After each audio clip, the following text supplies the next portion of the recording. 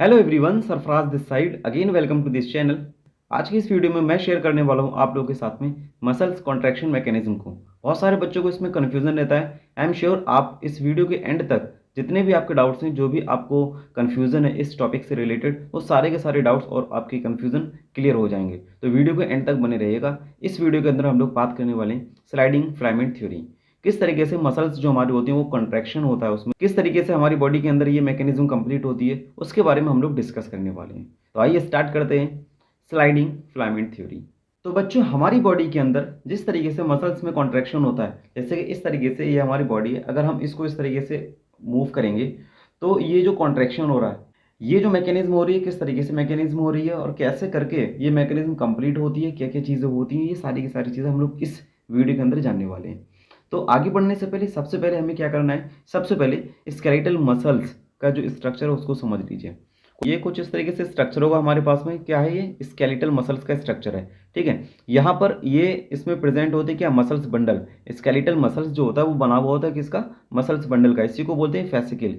हर एक बंडल में muscles fibre present होते हैं। मसल्स फाइबर को ही कहते हैं मसल सेल्स। अब यहाँ पर इंपॉर्टेंट चीज़ क्या है, स्केलेटल मसल्स जो है वो बना हुआ होता है मसल्स बंडल का। मसल्स बंडल में प्रेजेंट होते हैं क्या? मसल्स फाइबर या मसल सेल्स। अब कहानी आगे बढ़ती है, हमें ध्यान रखना है मसल सेल्स के बारे में। तो ये रहा बच्चों मसल्स फाइबर का स्ट्रक्चर। यहाँ पर हमें मसल्स फाइबर का स्ट्रक्चर देखने को मिल रहा है। मसल्स फाइबर कैसा होता है? सिलेंड्रिकल होता है, अनब्रांच्ड होगा और स्ट्रिएटेड होगा। जब बहुत सारे न्यूक्लियस एक सेल के अंदर प्रेजेंट होते हैं, मल्टी न्यूक्लिएटेड की कंडीशन होती है, उस टाइम पे हम एक टर्म का यूज करते हैं। वो क्या टर्म है? सिंसीशियम। ये हमारे सामने मसल्स सेल है। अब इसको हम कंपेयर करेंगे जिस तरीके से हमारी बॉडी के अंदर एक सेल होती है उसी तरीके से। ठीक है, यहाँ पर देखो जिस तरीके से हमारी बॉडी के अंदर बाहर को एक प्लाज्मा मेम्ब्रेन होती है, उसी तरीके से यहाँ पर क्या होगा? सार्कोलेमा होगी। जैसे कि प्लाज्मा लेमा होता है वैसे यहाँ पर सार्कोलेमा होगा। जैसे सेल में हमें साइटोप्लाज्म मिलता है, यहाँ पर हमें सार्कोप्लाज्म मिलेगा। क्या मिलेगा? सार्कोप्लाज्म। ठीक है, जिस तरीके से सेल में एंडोप्लाज्मिक रेटिकुलम पाया जाता है, इसी तरीके से यहाँ पर भी सार्कोप्लाज्मिक रेटिकुलम पाया जाएगा। क्या होगा? Sarcoplasmic reticulum. ठीक है, सार्कोप्लाज्मिक रेटिकुलम का फंक्शन क्या होगा? ये स्टोर हाउस है कैल्शियम का। कैल्शियम का स्टोर हाउस क्या है? Sarcoplasmic reticulum. अब यहाँ पर बहुत सारे न्यूक्लियस पाए जाते हैं। इस सेल के अंदर बहुत सारे न्यूक्लियस पाए जाते हैं, मीन्स मल्टी न्यूक्लिएटेड की कंडीशन हमें यहाँ पर देखने को मिलती है। और जब कोई सेल मल्टी न्यूक्लिएटेड होती है तब उसको क्या कहेंगे? सिंसीशियम। क्या बोलेंगे? सिंसीशियम। ठीक है, अब हमें क्या मिलते हैं इस सेल के अंदर? मायोफिलामेंट या मायोफाइबर्स। ये कुछ थिक होते हैं और कुछ थिन होते हैं। मायोफिलामेंट हमें दो टाइप्स के देखने को मिलेंगे, थिक और थिन। ठीक है, जो थिक फिलामेंट होते हैं उनको बोलते हैं मायोसिन और जो थिन होते हैं उनको बोलते हैं एक्टिन। अगर हमें ध्यान रखना है तो इस तरीके से कर सकते हैं, मायोसिन और एक्टिन। एक्टिन मतलब थिन। ठीक है, तो पतला कौन सा है? एक्टिन। और दूसरा वाला कैसा होगा? मोटा होगा। ठीक है, तो बच्चों देख लो यहाँ पर हमें क्या देखने को मिला। यहाँ पर हमें दो तरीके के मायोफिलामेंट्स देखने को मिलते हैं। इनको कहेंगे हम थिक फिलामेंट। ये क्या है हमारे पास में? Thick filament. ये हमारे पास में जितने भी हैं ये सारे के सारे थिक फिलामेंट हैं। ठीक है, इन थिक फिलामेंट को जो ओवरलैप कर रहा है ये होगा हमारा थिन फिलामेंट। जो थिक फिलामेंट को ओवरलैप करेगा वो क्या कहलाएगा? थिन फिलामेंट कहलाएगा। जो थिक फिलामेंट को लाइन क्रॉस करेगी उस लाइन को कहेंगे एम लाइन। और जो थिन फिलामेंट को क्रॉस करेगी लाइन उसको कहेंगे हम Z line. Z line zigzag होती है, एम लाइन सीधी होती है। ठीक है, अब देख लो यहाँ पर हमें ध्यान रखना है, ये क्या है? सार्कोमियर। ये कौन सी लाइन है? ये जेड लाइन आ रही है। ये कौन सी लाइन है? ये जेड लाइन आ रही है।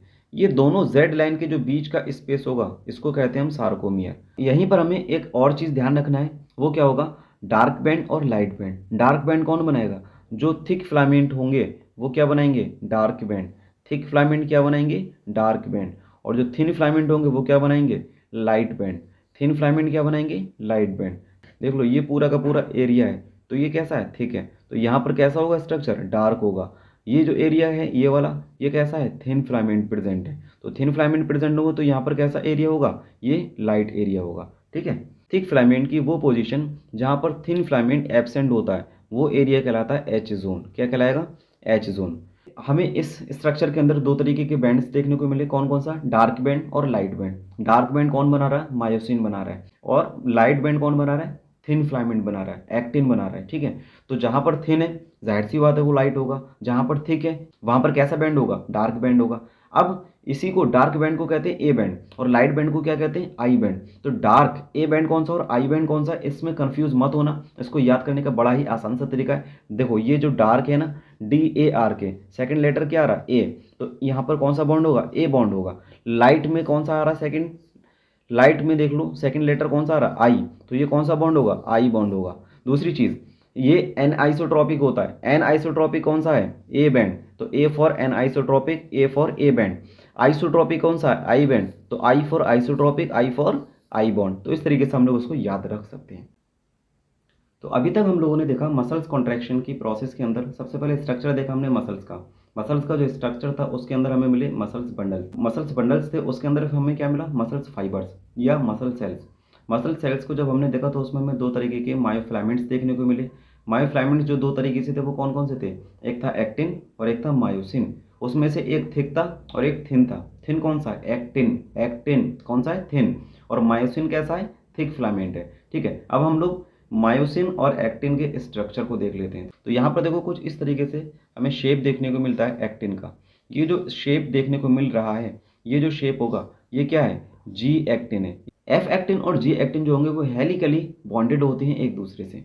ठीक है, इसके अलावा हमें एक और स्ट्रक्चर यहाँ पर देखने को मिलता है कुछ इस तरीके से, इसको बोलते हैं ट्रोपोमायोसिन प्रोटीन।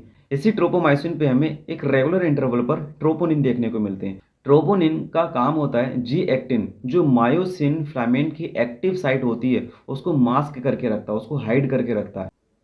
अब हम लोग बात करेंगे मायोसिन के स्ट्रक्चर की। अभी हम लोगों ने देखा एक्टिन का स्ट्रक्चर, यहाँ पर देखते हैं हम लोग मायोसिन।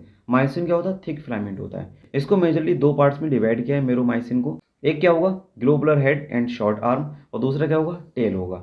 ठीक है, ये रहा ग्लोबुलर हेड, ये वाला जो एरिया है ये क्या है, ग्लोबुलर हेड। ये छोटा सा एरिया इतना, ये क्या है, शॉर्ट आर्म। बाकी का ये जो एरिया ये है टेल। अब ये हमें जो ग्लोबुलर हेड दिखाई दे रहा है, इस पर हमें दो साइड देखने को मिलती हैं। ये वाला जो एरिया ये होता है एक्टिन बाइंडिंग साइट, और ये वाला जो होगा वो ATP बाइंडिंग साइट होगा। यहाँ पर देख लो एक बार फिर से, ये जो एरिया है ये कहलाता है एक्टिन बाइंडिंग साइट, और ये वाला जो एरिया है ये कहलाता है ATP बाइंडिंग साइट।